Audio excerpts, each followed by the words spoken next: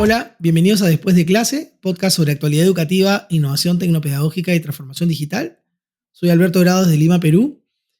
Hoy es un día especial porque tenemos a una invitada de lujo. En este episodio tengo el honor de entrevistar a una líder excepcional en el campo de la educación, Marilú Martens. Marilú es una destacada profesional con una profunda experiencia en el ámbito educativo y de desarrollo social en el Perú. Actualmente se desempeña como directora nacional de CARE Perú, una ONG con más de 50 años de trayectoria en proyectos que impactan positivamente la vida de millones de personas. Anteriormente, Marilú fue ministra de Educación del Perú y ha liderado iniciativas educativas innovadoras. Además, ha sido reconocida como una de las mujeres más influyentes en el país, con un compromiso firme con la justicia social y el empoderamiento de las mujeres y niñas. Bienvenida, Marilú. Muchísimas gracias, Alberto. Muchas gracias por la invitación y por la oportunidad, por la linda oportunidad de hablar de definitivamente uno de los temas que más me mueve, que es la educación de nuestro país. Muchas gracias a ti. Y ahora, el día de hoy vamos a conversar un poco de temas interesantes relacionados a tu trayectoria, experiencia como ministra de Educación, además de conocer un poco tu mirada sobre la actualidad educativa, que también siempre es algo que muchas de las personas que siguen el podcast quieren saber, y tu labor en CARE Perú sobre todo, ¿no? Ahora, Marilu, dado que no todos los días entrevisto a una ministra de Estado, ¿no? Voy a aprovechar para hacer esta pregunta. ¿Cómo viste la experiencia de ser ministra de Educación en el Perú? Lo digo porque es una cartera compleja, ¿no? ¿Qué te dejó la experiencia de ser ministra de Educación? Bueno, definitivamente el ser ministra del ente rector, ¿no? El ser la cabeza del ente rector de la política educativa del país, te permite realmente hablar de cambios, de mejoras a grandes escalas, ¿no? A mí me tocó un periodo, después de lo que hemos visto, bastante mejor, mucho más amigable y con mucho más espacio de poder hacer cosas que lo que nos ha mostrado los últimos años. Además, no sé si recuerdas, pero yo estaba trabajando en la gestión del ministro anterior, del ministro Saavedra, que fue, además de un buen ministro, un ministro que tuvo algo que todos quisieran, ¿no? Es tiempo, ¿no? Tuvo más de 3 años en la cartera, lo cual permitió realmente implementar, desarrollar valiosas reformas, ¿no? De hecho, si bien podríamos hablar un poquito de la historia de la educación y de ministros que han tenido tiempo, en el que haya podido realmente realizarse importantes cambios o avances, el tiempo es un factor muy importante que determina esa posibilidad. Yo estuve poco más de 10 meses en la cartera. Me tocó un periodo bastante convulsionado, ¿no? Por diversas razones. Una de ellas era un enfrentamiento muy fuerte entre el legislativo y el ejecutivo yo creo, por tema de poder, ¿no? El legislativo era en su mayoría opositor al gobierno, ¿no? Entonces no fue fácil porque no solo no contábamos con su apoyo, sino muchas veces con su obstrucción, ¿no? En muchas cosas. También fue un periodo difícil el que me tocó porque tuvimos el niño costero, ¿no? El niño costero, lo cual afectó muchísimo a nuestro país. Tuve el encargo desde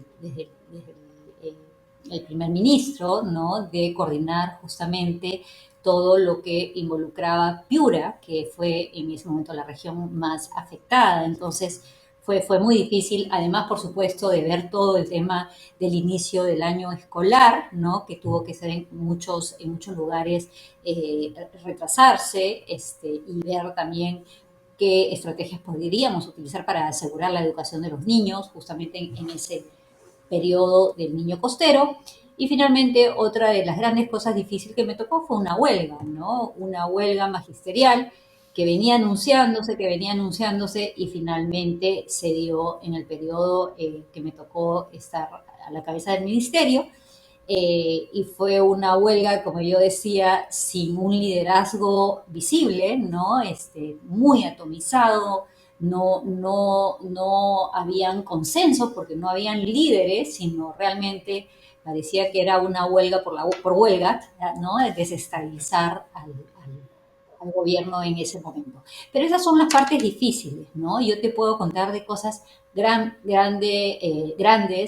muy realmente importantes, de alto impacto en el periodo que vivimos, ¿no? Que fue justamente la implementación de un currículo nacional, la defensa de la meritocracia en la carrera pública magisterial, la implementación del enfoque de género, el entendimiento, ¿no? Desde las autoridades, porque fue el, el, la Corte Suprema la que finalmente declaró en favor del Ministerio de Educación por la implementación del enfoque de género, entendiendo la necesidad que teníamos de buscar la igualdad de oportunidades en niños, niñas, ¿no? Mujeres y hombres, que fue algo muy importante.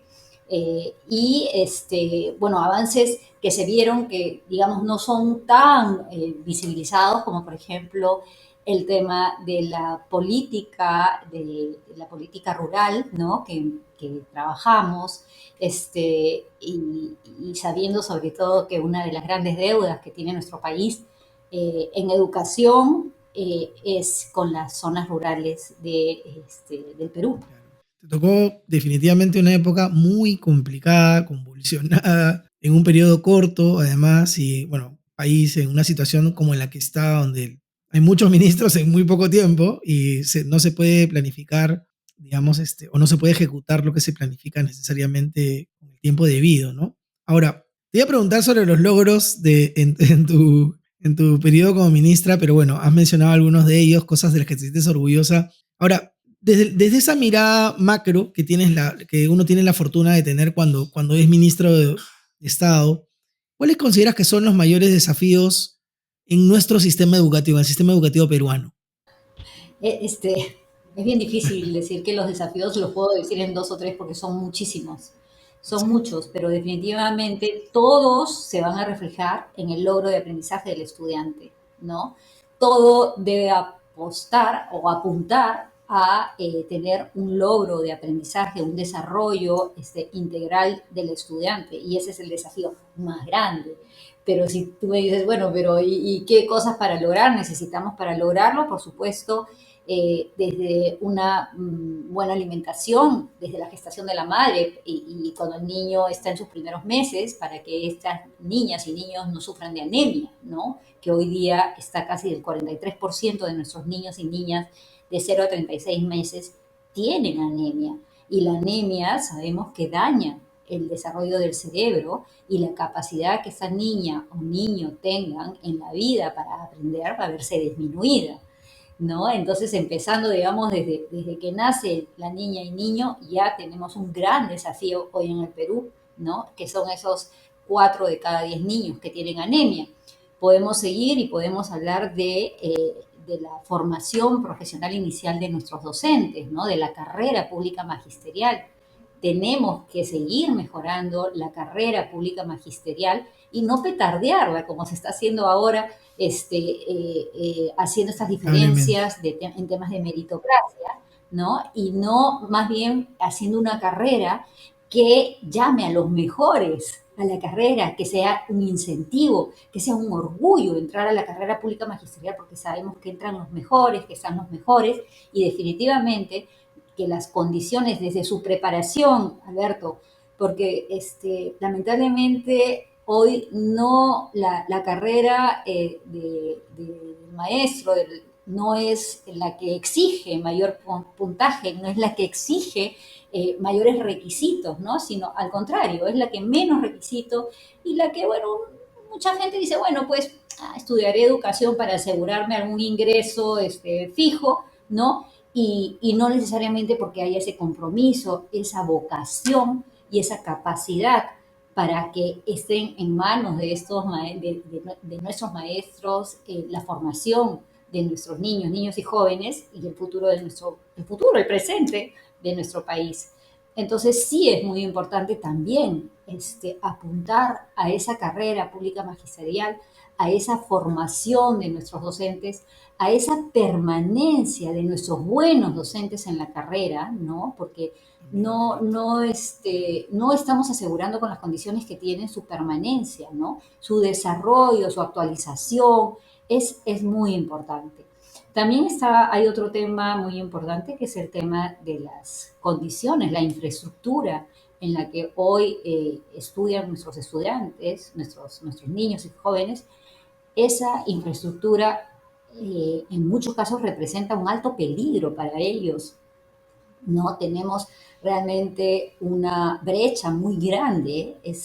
Anunciaba el Ministerio de Educación más de 160.000 millones y la inversión va a 4.000 millones al año. Entonces imagínate tú Wow. cuánto nos estamos o cuánto nos vamos a demorar en cerrar la brecha como la estamos cerrando hoy, como pensamos que se cierra hoy, ¿no? Por supuesto que hay mecanismos, nuevos mecanismos.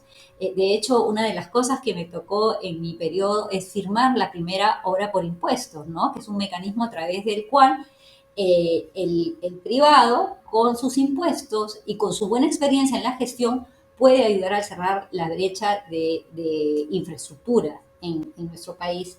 Entonces, sí, la infraestructura es sumamente importante, pero hay que empezar a pensar, oye, ¿es realmente todo lo que necesitamos fierros y cementos? ¿O hay otra manera de cerrar esta brecha de infraestructura pensando en acceso, democratizar acceso del Internet, pero un buen acceso, ¿no? Porque a veces hablamos de que más del 50% de los colegios públicos o nacionales tienen acceso a Internet.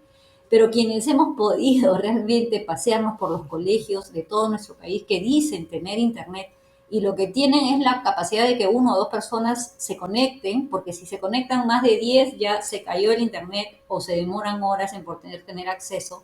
Entonces también hay que hablar las cosas como son, ¿no? No solo se trata de acceso, sino de calidad del servicio y el uso. Porque también es muy importante decir que otra cosa que visibilizó la pandemia es la oportunidad de mejora, de fortalecer las competencias del uso de herramientas digitales de nuestros docentes, ¿no?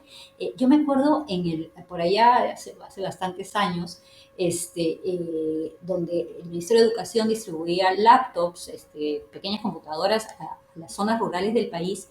Y cuando yo iba a estas zonas encontraba que esas estaban en un pequeño ropero, parecía, ¿no? Un espacio que ellos tenían y guardaban con llave las laptops. Y yo llegaba y decía, ¿por qué están con llave? Y los profesores me contestaban, porque se malogran, ¿no? Y es verdad, se malogran y no tienen la posibilidad de poder arreglarlas, cambiar algunas piezas. Entonces, la brecha digital es muy grande y no solo se trata de acceso, ¿no? Sino del uso con calidad del servicio. Sí. Y bueno, estas Ay, son, digamos, las cosas que yo te enumeraría, y una adicional que se ha exacerbado con la pandemia, que es el tema de salud mental de nuestros estudiantes y nuestros también. docentes. Eso debe ser atendido. Y miremos, por ejemplo, en el caso de Ayacucho, que fue una de las regiones que más sufrió con el terrorismo, que no se atendió el impacto de salud mental que había ocasionado. Y hoy Ayacucho es una de las regiones que presentan mayores índices de violencia familiar. Entonces, sí tenemos que atender hoy también la salud mental de nuestros estudiantes y nuestros docentes. Sí, hay muchos índices que están muy relacionados, ¿no? Indicadores. Bueno, has dicho muchísimas cosas y te entiendo perfectamente, ¿no? En realidad, el espectro es muy amplio, ¿no? Yo he tratado de resumirlo en los más importantes y te agradezco por eso también, que haber podido enseñarlos, pero en realidad sí bueno, he tenido la oportunidad, yo tengo una consultora y hemos tenido la oportunidad de trabajar con el Estado, a través de una ONG, y claro, en la ejecución en los colegios públicos, cuando uno se da cuenta de la realidad, es dura, ¿no? Es bien dura, ¿no? Porque si bien es cierto, podrían haber proyectos como la entrega de laptops, pero si el maestro no tiene las habilidades para utilizarlo correctamente y además no se cuenta con el respaldo de darle continuidad al servicio o darle mantenimiento a estos equipos, no se pueden utilizar. Lo mismo que el Internet de calidad, ¿no? Hay un tema ahí también grave. A veces uno quiere hacer una formación y no hay Internet, el profesor está usando uno sus celulares porque El internet del colegio no soporta ni siquiera 4 o 5 equipos, ¿no? Bueno, y entre otras cosas que has mencionado también, quisiera hacerte una pregunta. ¿Qué es lo que pasa con nuestra carrera de educación, ¿no? O sea, ¿por qué no podemos emular modelos como aquellos en los que los maestros son profesionales bien pagados y su nivel de formación es mayor? ¿Por qué ocurre aquí que la carrera de educación es una carrera, como bien mencionaba hace un momento, no digo que siempre, pero que hay muchas personas que optan por ella justamente por el tema de, bueno, es una salida sencilla porque piden menos puntaje? A ver, yo creo, Alberto, que son varias las cosas, ¿no? Siempre digo, no es, si vemos o queremos verlo en uno, no vamos a encontrar la solución. Pero Es esto verdad. parte desde si es o no una carrera atractiva, ¿no? Si por ejemplo, tenemos a chicas y chicos que están diciendo que voy a estudiar, ¿no? No son los más talentosos los que dicen me voy a educación. Y no porque no quieren, ¿no? Porque sí muchos dicen, ay, porque les gusta, atrae, pero no es una carrera, o sea, atrae el ser profesor, el tener el compromiso, pero las condiciones en las que están no Exacto. son atractivas, ¿no? Eso es primero. Segundo, no son las carreras más consideradas como las que, oye, tienes que prepararte, tienes que ser el mejor para ingresar a esta carrera. ¿No? Yo no veo a una chica o un chico que dicen, yo quiero estudiar educación, pero es muy difícil entrar, tengo que prepararme mucho, porque ahí van los mejores. No, ¿no? Bueno, ya la última, por último, si no entro a todas estas, entraré a educación, ¿no? Lo cual no nos garantiza que sean los mejores, tampoco en educación. Claro. La otra también es las condiciones en las que ya el docente en servicio se encuentra, ¿no? Por ejemplo, yo siempre digo, deberían ir los mejores a las zonas rurales del país, porque es donde más necesidad hay. Pero las condiciones en las que están los profesores en las zonas rurales, realmente es de respeto quien decide ir allá, ¿no? Porque muchas veces no tienen dónde dormir, no tienen cómo trasladarse. Los medios por los cuales se trasladen a una u otra son muy caros. Entonces, si bien hay bonos especiales para quienes van, digamos, a estas zonas rurales, a veces no son suficientes. Entonces, siempre hay que estar mirando mejorar. Ahora, otra cosa, el presupuesto público en educación es muy alto, es el más alto de todos los sectores, ¿no? Y también pensar que esto es porque más de la mitad de ese presupuesto se va en el pago de remuneraciones de docentes. Entonces ahí también hay que ver muchas cosas. Y otra cosa importante es que el ratio de organizaciones internacionales, especialistas en educación, que dice que debe ser de alumno por profesor, es alrededor de 25, ¿no? 25, 27 alumnos por profesor. En el Perú el ratio es mucho más pequeño. Tenemos creo que 17 estudiantes por profesor. Entonces eso es otra cosa que hay que ver. No es que necesitemos más profesores. Al contrario, tenemos más de lo que necesitamos. Lo que necesitamos es profesores que realmente puedan abordar, ¿no? Todo el proceso de aprendizaje, de bienestar de los estudiantes. Sí, pero también hay que ver que tenemos, por ejemplo, la matrícula, ¿ya? La matrícula, tenemos más de 9 millones de estudiantes en la educación básica. Y cómo se compone la matrícula en cuanto a rural y urbano es interesante, porque es más o menos 70 o 75-25, ¿no? O 70-30, 70 en zonas de matrícula, 70 en zonas urbanas, 30 en zonas rurales. Sin embargo, cuando tú ves las escuelas o los locales educativos que tenemos, es al inverso, ¿no? Es 30% en las zonas urbanas y 70% en las zonas rurales. ¿Por qué? Porque están atomizadas estas escuelitas, ¿no? Tenemos escuelitas que tienen 10 estudiantes de repente, ¿no? Entonces, esto es un problema que también hay que abordarlo, no necesariamente desde el sector educación, pero la atomización de la población no nos permite llevar esa educación de calidad que merecen todos los estudiantes. Y muchas veces hay esas escuelitas de 10 estudiantes, ¿no? Que para empezar no tienen todos los servicios, no tienen, son escuelas de primaria, pero no tienen secundarias, ¿no? Por ejemplo, para estos 10 estudiantes a veces se asignan más de un profesor o se asignan recursos que no es eficiente, no es eficiente. Entonces, sí hay que tener un reordenamiento de todo nuestro sistema de servicios educativos, pero también tratar de ver cómo podemos hacer para eh, no tener esta atomización, esta necesidad de tantas escuelitas.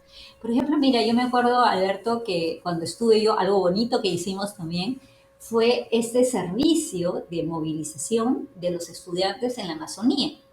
¿No? En vez de que hayan tantas escuelitas que no aseguraban que todas tuvieran un profesor o que tuvieran el material educativo, concentrar en alguna de aquellas escuelas cuya infraestructura lo permitía y hacer eso lo hicimos con una municipalidad. Ahorita no me acuerdo dónde exactamente, pero lo hicimos con una municipalidad. ¿Qué hicimos? Los pequepeques buses, ¿no? Entonces teníamos este sistema de transporte con estos pequepeques, ¿no? Que tenían todos sus chalecos, la seguridad que necesitaba, y pasaban recogiendo a los niños y a los docentes y los podían llevar a las escuelas. Entonces, sí hay formas de hacerlo, ¿no? Y eso lo hicimos en articulación con el municipio. Ahorita me voy a acordar dónde es, porque de verdad esa era una alcaldesa muy buena en esa época. Sé que ella ha seguido, entonces sí hay formas de luchar contra esta atomización de la población rural y poder concentrar los servicios educativos de manera que aseguras calidad. Yo me fui por otro camino, Bueno, tú me no, no, no, preguntaste está sobre la perfecto. carrera docente, pero te estoy hablando de las condiciones en las que trabaja el docente. Entonces, esa, por ejemplo, es una manera de poder mejorar estas condiciones, ¿no? Y sí hay que hacer esta revalorización de la carrera, ¿no? Hay que hacer también hacer sentir a los docentes este orgullo de ser docentes. Claro, exacto. Mira, a mí me tocó gestionar los colegios de alto rendimiento, ¿no? Y yo estoy segura que los docentes de los colegios de alto rendimiento se sentían realmente orgullosos de pertenecer a un colegio donde ellos sentían que estaban, no los mejores, solo los mejores estudiantes, sino los mejores profesores. Trabajaban y trabajan muchísimo, muchísimo, pero realmente el orgullo de pertenencia es algo bien importante y que tenemos que hacer que todos los docentes lo sientan, ¿no? Ese orgullo de pertenecer a la carrera docente y de ser agentes de cambio generando un bienestar integral en la formación de nuestros estudiantes. Sí, bueno, bueno, y te agradezco más bien que te hayas explayado tanto porque, claro, soluciones creativas como esa hacen más eficiente el servicio y además permite como lo has dicho, el ratio docente por estudiante en realidad no es una desventaja en el Perú, sino todo lo contrario, ¿no? ¿Cómo lo aprovechamos, no? Creo que el tema está en cómo garantizamos la calidad del docente. Y va por ahí mi siguiente pregunta, que tiene que ver no tiene ninguna intención de ser una pregunta relacionada a la política, sino más bien una valoración tuya respecto de lo que acaba de pasar. Lo mencionaste al inicio de la entrevista, ¿no? Tenemos 14.000 docentes nuevos que se suman. Me reservo mi opinión al respecto, pero yo quisiera saber qué opinión a ti te merece el sistema de evaluación docente, ¿no? O sea, ¿qué tan importante es este tema de la meritocracia? A ver, mira, te voy a hablar como profesora, ¿ya? Yo soy profesora, Perfecto. he sido docente muchísimos años, ¿no? Y para mí la evaluación como profesora hacia mis estudiantes ha sido la herramienta más importante para poder medir la calidad de el aprendizaje, pero también de mi enseñanza, ¿no? Si yo tenía estudiantes que estaban mal en algún criterio de las materias que yo evaluaba, y esto está mal, yo no estoy enseñando bien, ¿no? Entonces, ¿qué tengo que hacer yo para que mis estudiantes puedan mejorar los logros de su aprendizaje? Ese es desde todos nuestros profesores, casi 600.000 profesores que tenemos en nuestro sistema educativo, velan, ¿no? Porque nosotros evaluamos a nuestros estudiantes. Y los evaluamos no para jalarlos de año, no los evaluamos para sacarlos del colegio, los evaluamos para saber cómo anda su aprendizaje y que ellos puedan tener el mejor aprendizaje para así poder seguir desarrollándose. Ese es el espíritu de la evaluación, ¿no? Saber dónde estamos y saber qué necesitamos para seguir mejorando. En la carrera magisterial se implementó el componente meritocrático, ¿no?, de la evaluación, justamente por eso, porque bueno, tampoco tenemos, digamos, los espacios para que todos estén en la carrera, sino que vayan ingresando a la carrera quienes cumplen, ¿no? Cumplen con los requisitos básicos, ¿no? Porque uno entra a la primera escala, ¿no? Que digamos es el inicio de esta carrera. Entonces, la evaluación, Alberto, ese mecanismo que nos permite saber dónde estamos, quiénes están aptos y quiénes no todavía para seguir preparándonos. Cuando se introduce la meritocracia en la carrera pública magisterial y se introduce la evaluación para ingresar, no fue fácil. No fue fácil porque antes no se ingresaba por tiempo y no había este componente. No fue fácil, pero fue muy bien entendido por los profesores, quienes empezaron a invertir en su formación, ¿no?, para poder ser aptos a ingresar a esta carrera. Entonces, aquí con estas leyes que viene dando el Congreso, ¿no?, que viene aprobando el Congreso, lo único que están haciendo es golpear a ese entendimiento y a este esfuerzo de los docentes por poder ingresar, ¿no?, a la carrera. Estos profesores, los famosos profesores interinos, es una modalidad que se creó hace 20 años atrás. No, eso ha sido hace 40 años atrás, en el 84. 40 años atrás se creó esta modalidad de interinos, porque en ese año, no teníamos suficientes profesores que fueran a las zonas rurales a acompañar el aprendizaje de los estudiantes. Entonces se les dijo, ok, profesores, nosotros los necesitamos, el sistema, nuestros niños lo necesitan, van a estar, van a ser contratados, pueden seguir, pero ustedes tienen que regularizar, tienen que sacar sus títulos de docentes, ¿no? Y así, en los años después, se les dijo, profesores, ustedes tienen, ya te estoy hablando después de muchísimos años, en el 2012 se les dijo, profesores, ustedes tienen que presentar sus títulos y tienen que, al igual que todo el otro universo de profesores, entrar a la carrera a través de una evaluación. Eso fue en el 2012. 2012. En el 2014, 2 años después de habérseles dicho, se les dijo, profesores, se va a hacer una evaluación para ustedes, para que ustedes ingresen a la carrera, los que ya tengan su título. Entonces, ahí, en ese momento, se identificaron un poco más de 14.000, de esos 14.000, que además muchos de ellos ya no estaban en las zonas rurales, muchos de ellos estaban en Lima, en zonas urbanas. Entonces, el propósito que era poder cubrir esas Ya plazas se había en las perdido. zonas rurales, totalmente se había desvirtuado. Ellos estaban en plazas que cualquier otro docente que sí cumplía podría ocupar. Entonces, en el 2014 se presentan algo de 5.000 de este universo de 14.000, entran 500, al igual que otros profesores que también se presentaron en la evaluación y entraron. Ahora, ¿qué se hace? Se dice, no, eso no es justo porque ellos han estado en tantos años de servicio y entonces ellos deben ingresar. Pero ¿por qué ellos sí y todos los otros profesores que también han estado en servicio no? ¿Por qué? Entonces, sí, la verdad que esto es un golpe a la meritocracia, es un golpe muy duro a los docentes y los grandes perjudicados son los estudiantes. Bueno, triste realidad, pero la realidad. Y bueno, ¿Cuál es mi opinión entonces? exacto. Bueno, compartimos la opinión. Pero bueno, qué bueno que no, bueno, que pongas el tema sobre la mesa desde el punto de vista de los maestros, lo importante que es la evaluación para retroalimentar, para seguir avanzando, para crecer, para mejorar, ¿no? Marilú, última pregunta. Diriges una ONG, ¿no? Visité la página de la ONG también, la misión es muy bonita, dice buscar un mundo de esperanza, inclusión, justicia social, donde la pobreza haya sido superada y todas las personas vivan con dignidad y seguridad, ¿no? Alineada además a los Objetivos de Desarrollo Sostenible. Me encantó todo lo que hacen. Están en una campaña ahorita para niñas en este momento, ¿no? Invito más bien a las personas que nos están oyendo que visiten la página web de Care Perú. ¿Qué es, si lo pudieras resumir, qué es y qué hace Care Perú digamos, en general? A ver, CARE Perú es una ONG que tiene 54 años en el Perú y trabajamos por la población más vulnerable, más necesitada de nuestro país. Nuestro foco, mujeres y niñas.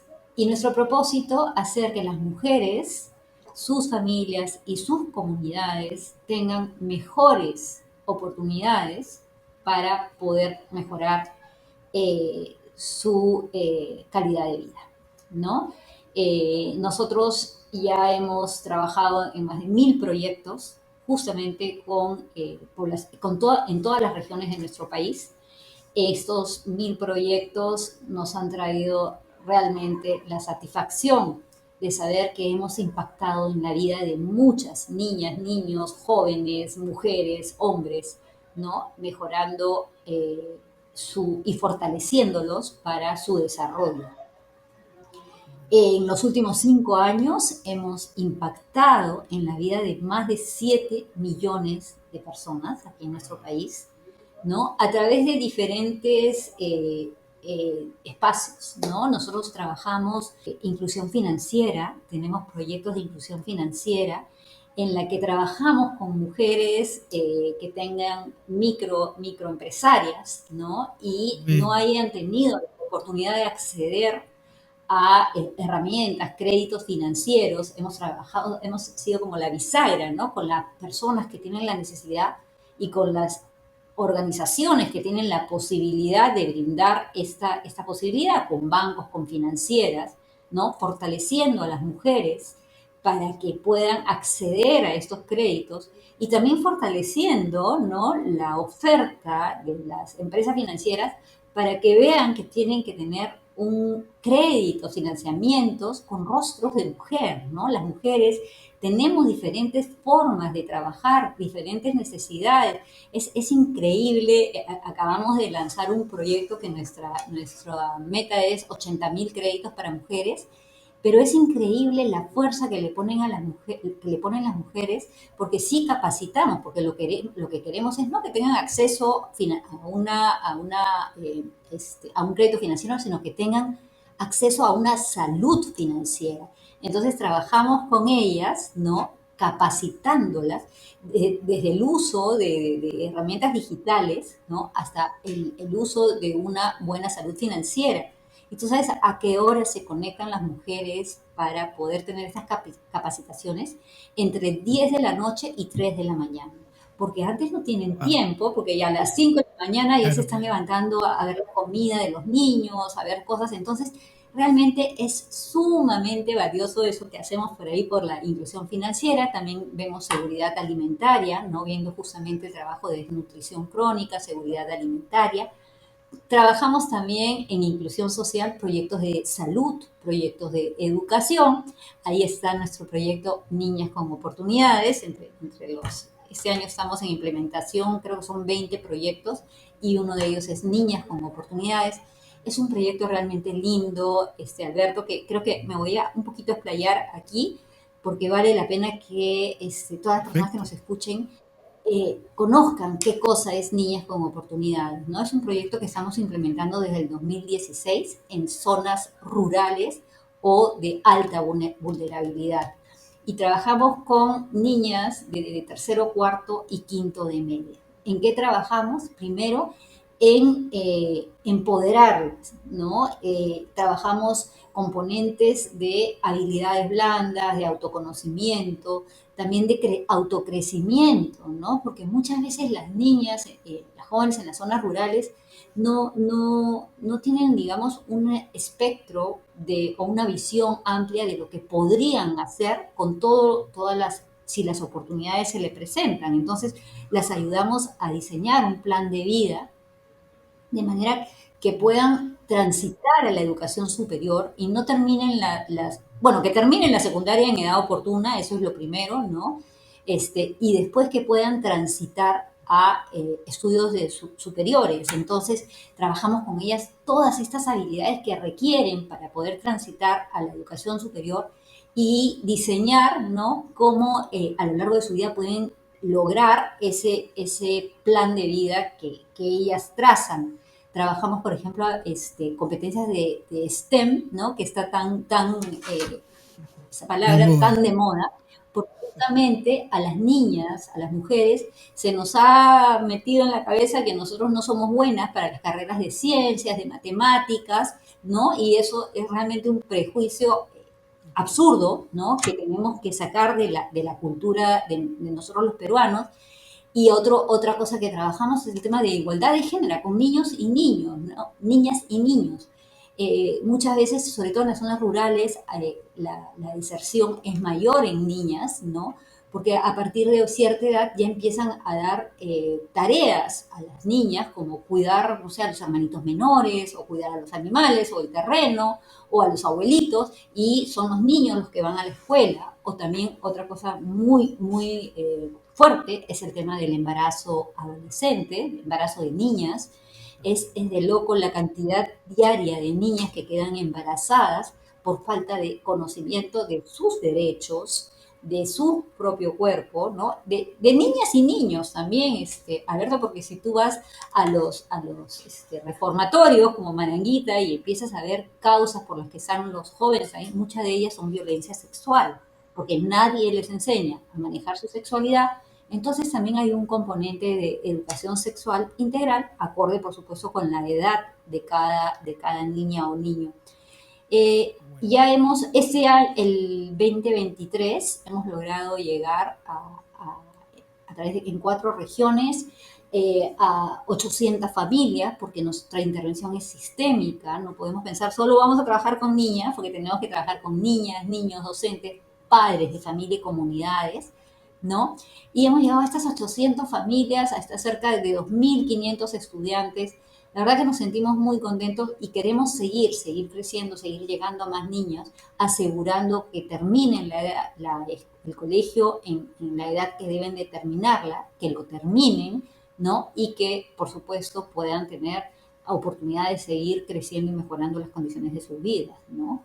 decirte que es admirable, en verdad, todo lo que hacen desde CARE Perú. He podido ver la página, estos proyectos que tienen, que están muy interesantes y que, bueno, definitivamente bueno, son una luz frente para personas que justamente necesitan este apoyo y que no necesariamente el Estado está presente, ¿no? Muchas veces somos músculo del Estado, ¿no? Sí, es Yo verdad. creo que en el gobierno hay muy buenas iniciativas, muy buenos programas. Muchas veces lo que tienen es falta o debilidad en la capacidad de implementarlos, ¿no? Entonces, muchísimas veces somos eso, somos ese músculo que el Estado lo tiene tan limitado, ¿no? Y además, yo siempre pienso que divide y vencerás, ¿no? No puedes pretender hacer todo si no tienes la capacidad y tampoco puedes pretender hacer lo mismo y tener resultados diferentes. Entonces, a partir de experiencias y de evidencia, como la tiene CARE Perú, yo creo que también somos eso, somos un músculo implementador, rindiendo cuentas, rendidores de cuentas, por supuesto, de los buenos programas y de llegar a esas zonas tan lejanas donde hay muchísima ausencia de Estado, muchísima ausencia. Tenemos la capacidad de hacerlo. Entonces, es muy valioso el trabajo de organizaciones como nosotras, como nosotros, como CARE Perú, que viene trabajando tantos años por mejorar las condiciones de peruanas y peruanos, ¿no? Definitivamente de acuerdo con lo que acabas de mencionar. Marilu, algunas palabras de esperanza este podcast lo escuchan muchos docentes, muchas personas que dirigen instituciones educativas también. ¿Tienes alguna palabra respecto a nuestra educación de aliento por ahí o algún mensaje que quisieras transmitir?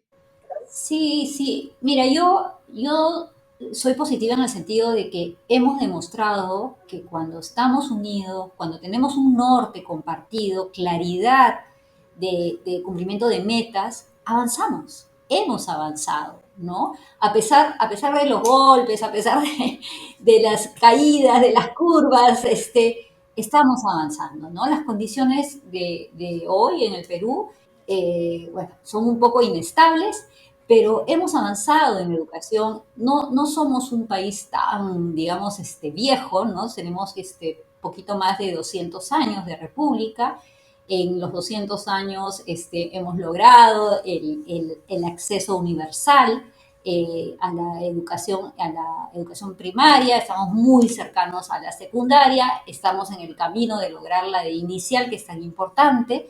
Hemos avanzado, tenemos una carrera pública magisterial meritocrática, las condiciones de los docentes son mejores, no las que quisiéramos, pero son mejores. Pero eso que hemos logrado sí ha sido realizado, hemos llegado aquí con claridad, ¿no? Estas idas y venidas de tantos ministros lo que muestran es que todos pues tienen su curva de aprendizaje, ¿no? Y ni bien ya aprendieron algo y ¡pum!, los cambian, no son beneficiosas, ¿no? Entonces, tener una política educativa nacional es importantísimo, pero también es importantísimo su continuidad, ¿no? La implementación de la continuidad de todas estas reformas y retroceder por intereses personales no nos ha ayudado, pero sí hemos demostrado que hemos podido avanzar cuando hemos avanzado y que los profesores, hay profesores espectaculares, Alberto, y a todos ellos yo no solamente mi saludo, mis respetos, mi admiración, sino los llamo ayer ha sido, he podido estar con directores de los colegios de Fe y Alegría y yo les decía, Qué ustedes lindo.